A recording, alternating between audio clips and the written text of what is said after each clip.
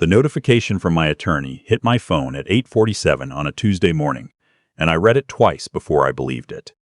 My daughter and her husband had filed a petition to have me declared mentally incompetent. I sat in my kitchen in Tucson, coffee going cold in front of me, and I thought about the drive to the hospital 11 months earlier.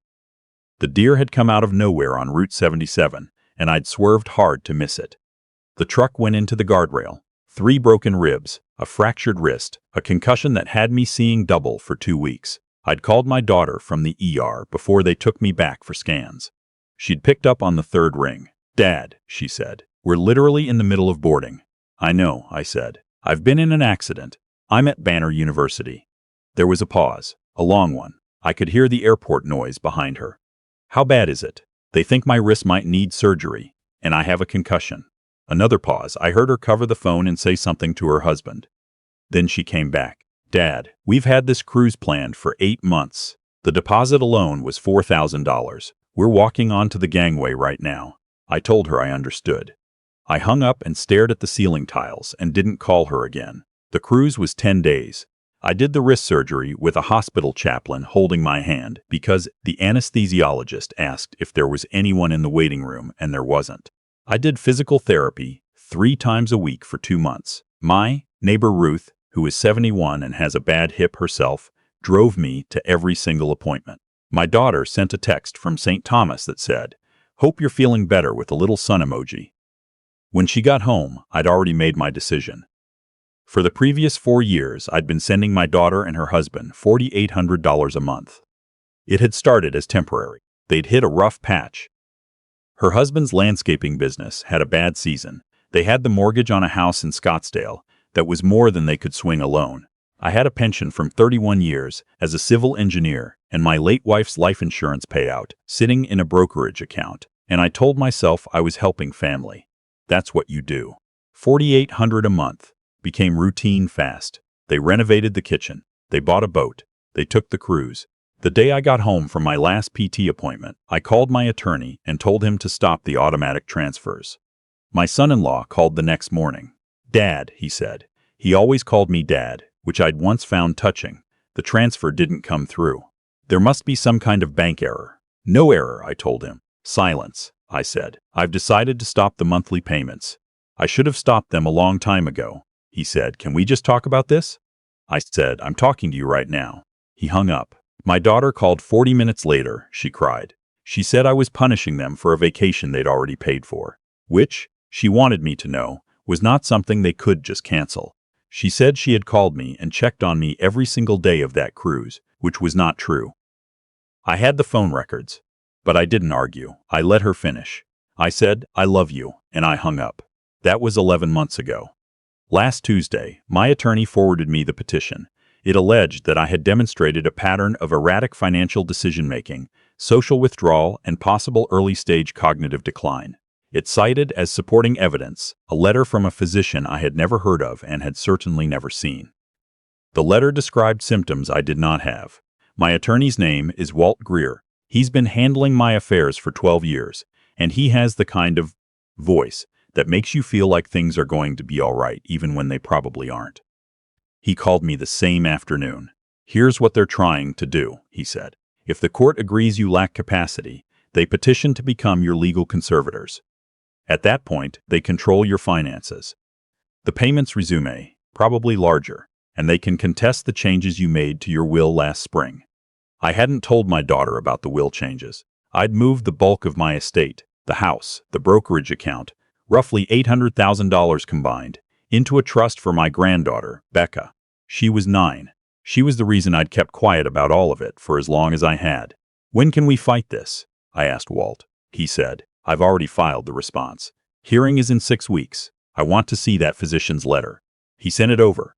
The letterhead was from a Dr. something or other in Tempe. The license number looked real, but the address was a strip mall I happen to know, because there's a taqueria there I've been going to for 15 years, and the only medical office in that plaza is an urgent care clinic. I forwarded it back to Walt with 3 words: "This is fabricated." He wrote back, "I know. I'm handling it." The 6 weeks were the quietest of my life. No calls from my daughter. No texts. Ruth came over twice for dinner and I told her everything. and she listened the way she always does, without offering opinions I hadn't asked for.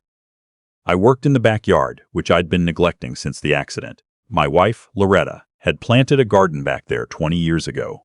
Roses and Mexican sage, and a lemon tree that still produced more lemons than I could use. After she died, I kept it up because it felt like keeping something of her. I'd let it go during the months of PT and fog. Those 6 weeks, I got it back into shape. My granddaughter called me on a Sunday night 2 weeks before the hearing. She was quiet, which wasn't like her. "Grandpa," she said, "Mom and Dad are fighting a lot." I said, "I'm sorry to hear that, sweetheart. Are you okay?" "I'm fine. I'm in my room." She paused. "Grandpa, Mom said you're trying to steal our money." I took a breath. I said, "What do you think?" She thought about it. She said, "I think that doesn't make sense. You've always been the one giving money, not taking it." 9 years old. I said, "You're a smart kid, Becca. You want to come over this weekend and help me in the garden?" She said yes. Her father drove her over Saturday morning and didn't come to the door. I watched him sit in the car in my driveway until she was inside. Then he backed out without waving. Becca spent 4 hours helping me deadhead the roses and asking questions about how lemon trees grow, and I thought about what I was protecting and why, and none of my answers changed. The hearing was on a Thursday. Walt had moved to have the physician's letter excluded on the grounds that the doctor's license had been suspended 18 months earlier for insurance fraud. The judge, a woman named Harmon, who looked like she had been hearing nonsense from people like my son-in-law for a long time, read through the exclusion motion and the supporting documentation before we even got started. She looked up from the bench and said, "Counselor, I want to understand this petition. Your clients are alleging cognitive decline in a man who managed his own finances, drove himself to medical appointments, and executed valid legal documents, all in the past 11 months. And the primary evidence is a letter from a physician whose license was revoked?" My son-in-law's attorney stood up. "Your Honor, we believe that taken together, the pattern of behavior." She said, "What pattern?" "The financial decisions represent a significant departure from," she said. "The financial decisions represent a man who stopped giving his adult daughter money. That's not a symptom. That's a choice." "My daughter stood up without permission," she said. "He's punishing us. He's doing this because we didn't cancel our vacation, and now he's trying to destroy our lives." The judge said, "Ma'am, sit down." My daughter sat down. Her face was red. Her husband was staring at the table. The judge looked at me. "Mr. Alcott, do you want to say anything?" I said, "Yes, Your Honor. For 4 years, I gave my daughter and son-in-law $57,600 a year. Over that time, the total was approximately $230,000. I never asked for it back. I asked for nothing except to be treated like a father. When I was in the hospital with a concussion and a broken wrist, I couldn't get my daughter to delay a boat cruise by 24 hours. I decided after that to stop enabling a dynamic that wasn't good for any of us. I am 64 years old. I run 4 miles 3 times a week. I tend a garden that my late wife planted, and I manage my own affairs, and I resent having to say any of this to a court of law. But here we are." The judge said, "Yes, here we are." She denied the petition. She found the physician's letter to be, in her words, a document of questionable origin that no credible court should consider. She ordered my daughter and son-in-law to pay my legal costs of $9,400 within 45 days. As we walked out, I heard my son-in-law say something to my daughter. She grabbed his arm and said something back. Their attorney was walking fast in the other direction. I have seen a lot of people leave rooms in a hurry, and there's a particular way a person walks when they know they have just done something they can't undo. Walt shook my hand in the parking lot. He said, "That went about as well as it could have." I said, "Will they pay the $9,000? He said, "That depends on whether they have it." They didn't have it. What they had, Walt discovered through the subsequent collection process, was a second mortgage on the Scottsdale house, 2 maxed credit cards, and a personal loan from her husband's brother that had never been repaid. The boat had been sold in the spring at a loss. They had been living, I realized, not on their income, but on the combination of my transfers and credit. When the transfers stopped, the credit filled the gap. When the credit ran out, they'd invented a story about my mental decline and found a disgraced doctor willing to put his name on a letter, for reasons I didn't want to think about too hard. My daughter called me the night of the hearing. I let it go to voicemail. She called again. I let that go too. By midnight, I had 14 missed calls, and the voicemails ranged from tearful to furious to something that I can only describe as a person unraveling in real time. I saved all of them to a folder on my computer, because Walt had told me to document everything, and then I went to bed. I slept fine. That surprised me at first, and then it didn't. The weeks after the hearing were strange. My daughter went quiet. My son-in-law sent one email that was formal in a way that felt threatening without actually threatening anything specific. I forwarded it to Walt, who said, "He's rattling a cage he can no longer open." Through Becca, I got a fragmentary picture of what was happening in that house. She called me every Sunday. She was careful not to say too much, the way kids are when they know the adults around them are looking for information, but I could read the edges of things.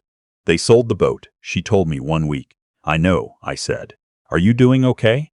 "Dad said maybe we'll have to move to a smaller house." She paused. "Is that true?" I said, "I honestly don't know, sweetheart. But wherever you live, you'll still be you, and that's the part that matters," she said. "Grandpa, that's something you say to a little kid." She wasn't wrong, I said. Fair enough. The smaller house became real 2 months later. They listed the Scottsdale property. 4 bedrooms, a pool, the renovated kitchen my transfers had paid for, and it sold in 9 days for $680,000. After the first mortgage and the second mortgage and the realtor's commission, and the costs associated with the collection judgment, my son-in-law called me on a Tuesday afternoon out of nowhere. I almost didn't answer. Something made me. He said, "Can we meet?" I said, "Why?" He was quiet for a moment. He said, "Because I don't know how to do this over the phone, and I think I need to try."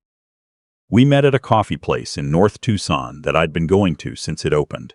He was there when I arrived, at a corner table, and he looked like someone who had recently stopped sleeping enough. He was wearing a plain shirt and jeans. No watch. He used to wear a watch every time I saw him, one of those heavy silver ones that cost as much as a used car. I sat down. I waited. He said, "I want to tell you I'm sorry, not because it'll get me anything, because it's true." I said, "Go on." He said, "I've been thinking about that morning you called from the hospital. I've thought about it probably every day for the last 8 months. We were literally stepping onto a gangway. I could have stepped back off it. I didn't. I told myself you'd be fine, that it wasn't that serious, that the trip was already paid for. The truth is, I just didn't want to deal with it. That's all. I was selfish, and I didn't want my vacation to be ruined." I said, "You filed a petition saying I was mentally incompetent." He looked at the table. He said, "That was Jennifer's idea. I should have said no." I said yes because I was scared, and because I thought, I don't know what I thought, that it would work somehow, that we could get back to how things were. He paused. I knew it was wrong. I studied him. 41 years old. He'd been with my daughter since she was 26. I'd watched him build a business from nothing, and then I'd watched him let it slide while my money made sliding comfortable. I didn't know where the one man ended and the other began. I said, "What happens now?" He said, "We're renting a 2-bedroom in Marana. Jennifer is. She's not handling it well. She's angry, mostly at you, which I know isn't fair. I'm working more hours. We're paying off what we owe." I said, "Are you two okay?" He said, "I don't know. Honestly, I don't know. She blames me for how it ended in court. I blame myself for different reasons." He looked up. "Becca's doing okay. She's resilient. She comes home from your house and talks about the garden," I said. "She's the best of both of you. Whatever's happening between you and Jennifer, don't let her forget that." He nodded. His jaw tightened the way it does when a man is trying not to cry in a public place. I said, "I'm not restoring the payments. I want to be clear about that. That's done. What I will do is make sure Becca's taken care of, her school, her activities, any medical things that come up. That goes through a separate account that she'll have access to when she's 18. Not through you or Jennifer," he said. "That's more than fair," I said. "It's not about fair, it's about her." He nodded again. We sat there a few minutes longer without saying much. I paid for the coffees. In the parking lot, he shook my hand and held it a second longer than necessary, and I let him, and then I drove home. That was October. By November, my daughter had taken a job doing administrative work at a medical group in Scottsdale. Not glamorous, not high-paying, but steady. My son-in-law's landscaping business, freed from the comfort of my monthly support, had started to grow again the way things grow when survival is the only option. He hired 2 guys. He put in a bid on a commercial account and got it. I heard most of this from Becca, who gave me updates with the offhand authority of a child who who has noticed that adults talk freely around children they've stopped seeing as observers. Mom got a raise. Dad got a big job. They're fighting less. The Saturday before Thanksgiving, my daughter called. I answered. Dad, she said. I said hi. She was quiet. Then she said, can Becca and I come for Thanksgiving? Just us. Not, she paused. Just us. I said I'd like that. I cooked. Not the elaborate thing Loretta used to do. I never had her gift for it, but a decent meal. Turkey breast, not a whole bird. Sweet potatoes, green beans, a pie I bought from a bakery because my crusts have always been terrible, and I've made peace with that. My daughter arrived at 2 o'clock with Becca, and a bottle of sparkling cider, and a look on her face that I recognized from when she was a teenager and had broken something she knew she had to tell me about. That mixture of dread and the specific relief of finally being close enough to tell the truth. We ate at Loretta's table under Loretta's light fixture, and Becca talked enough for all three of us, which is her gift and always has been. My daughter and I didn't talk about the hearing. We didn't talk about the money. We talked about Becca's school project on the water cycle, about a hummingbird that had discovered my feeder, about the lemon tree, and whether Becca could take a cutting to grow her own when she was older. After dinner, when Becca was watching something on her tablet in the living room, my daughter washed dishes and I dried them, the way we'd done 10,000 times in this house. And she said, without turning around, I'm sorry, Dad. For all of it. I'm sorry it took losing everything for me to figure that out. I said, you didn't lose everything. She said, I know. I know I didn't. We stood there in the kitchen for a moment, neither of us saying anything more. The hummingbird was at the feeder outside the window. Loretta had put that feeder up and called it her TV because she could watch it for an hour without noticing the time passing. I said, same time next year? My daughter laughed, a small surprise sound. She said, yeah, same time next year. Becca called from the living room. Grandpa, do lemon trees grow from cuttings or from seeds? I called back. Both, if you know what you're doing, she said. Can you teach me? I said, that's exactly what I was planning. The garden is full again. The roses my wife planted 20 years ago came back strong this year. The lemon tree dropped more fruit than I know what to do with, same as always. I brought a bag to Ruth and left another on the porch of the neighbor 2 doors down, a young couple who just moved in and don't know anyone yet. I still run 4 miles 3 times a week. My wrist is fine. The surgery worked, the PT worked, time worked. I tend my own affairs, make my own choices, write my own checks. My son-in-law is not my closest friend and maybe never will be. My daughter and I are finding our way back to something that might be better than what we had before. Because what we had before was built partly on money and partly on me not wanting to see what the money was hiding. We're building something different now, slower, with more honest materials. Becca has a small pot on her windowsill with a cutting from the lemon tree. She texts me progress reports. 3 weeks ago, Grandpa, it's growing. Last week, there's a new leaf. I wrote back. I knew it would. Some things, if you're patient, come back stronger than they were before. Some things take a good long loss before they learn how to root.